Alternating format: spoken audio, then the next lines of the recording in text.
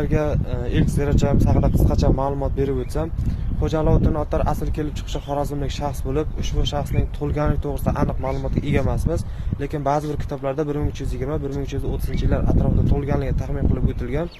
Ushbu shaxs Buxoro madrasalarida tahsil oladi. Bahovuddin Naqshbandiyning shogirdlari hamda kuyovi bo'lishgan. Naqshbandiya tariqatining yirik namoyandalaridan biri hisoblanadi bu kishi. Ushbu kishiga Attor laqabi otalari atir sotganligi sababli Attor laqabi berilgan ekan.